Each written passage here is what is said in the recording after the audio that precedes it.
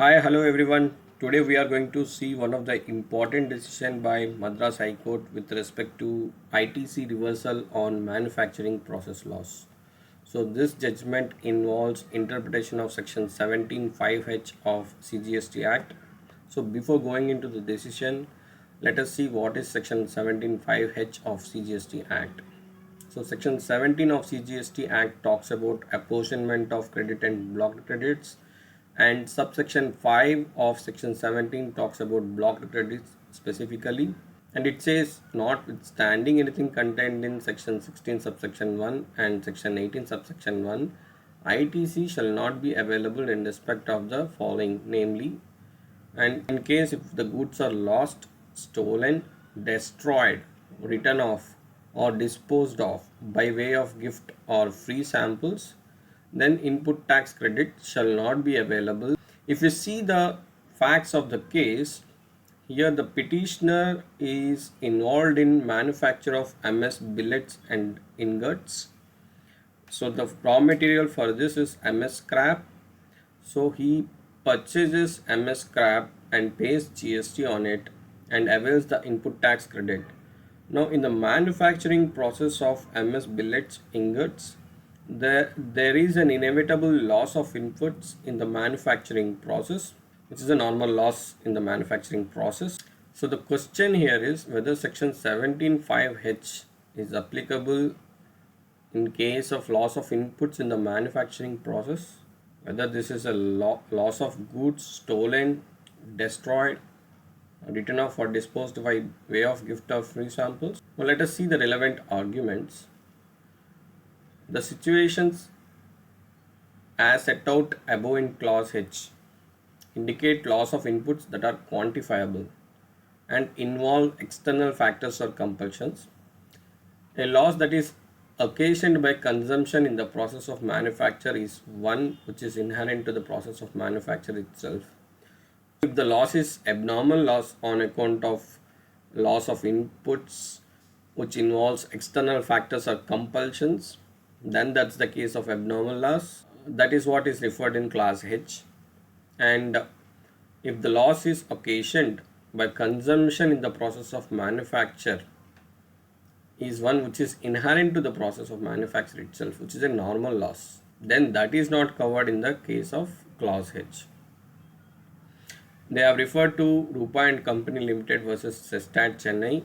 A division bench of this court decided a question of law in regard to entitlement to SENVAT credit involving the measure of inputs used in the manufacturing process. So in that case, a certain amount of input had been utilized by the SSE, whereas input in the finished products was marginally less.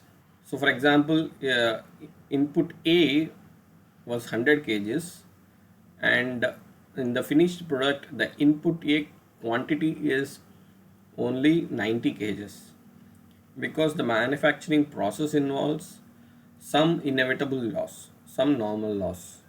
So you cannot see 100 kgs of input in the finished product, there will be only 90 kgs. The department has insisted that you should reverse the ITC with respect to 10 kgs, which is not there in your finished product. So the division bench said some amount of consumption of the input was inevitable in the manufacturing process. So in the manufacturing process, some amount of input would be consumed, and therefore they said the SENVAT credit should be granted on the original amount of input used, notwithstanding that the entire amount of input would not figure in the finished product. If you use 100 kgs of input, it need not be like all the 100 kgs should be appearing in the finished product.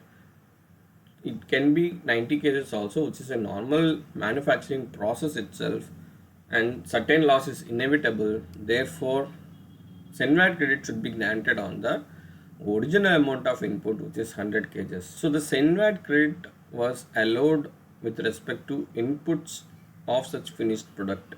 So you cannot theoretically look into the inputs of such finished product term, and you cannot theoretically look into contained in finished products. It has to be understood in the context of what a manufacturing process is. So you should not look at these terms theoretically, and it has to be understood in the context of what a manufacturing process is. If there is no dispute about the fact that every manufacturing process would automatically result in some kind of loss, such as evaporation, creation of byproducts, etc., the total quantity of inputs that went into the making of finished products represents the inputs of such products in entirety. Every manufacturing process would automatically result in some kind of loss, including evaporation, creation of byproducts, etc.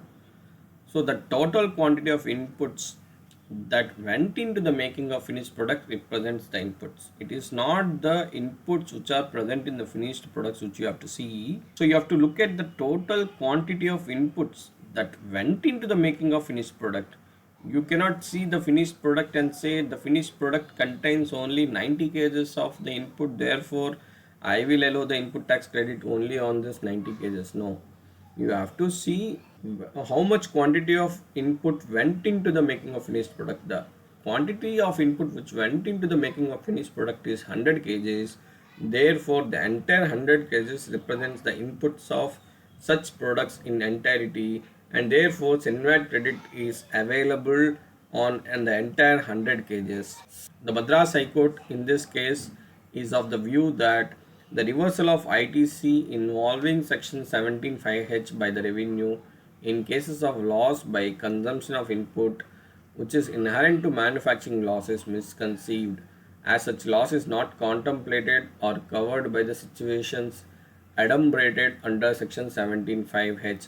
The Madras High Court is of the view that if the input is consumed in the manufacturing process on account of which there is certain loss of input which is not visible in the finished product, then there is no need to reverse the ITC on such losses, because these are inherent to manufacturing process and that has to be viewed as normal loss which are not under the ambit of section 17(5)(h), and it only covers abnormal losses, and therefore the reversal of ITC under section 17(5)(h) is not applicable.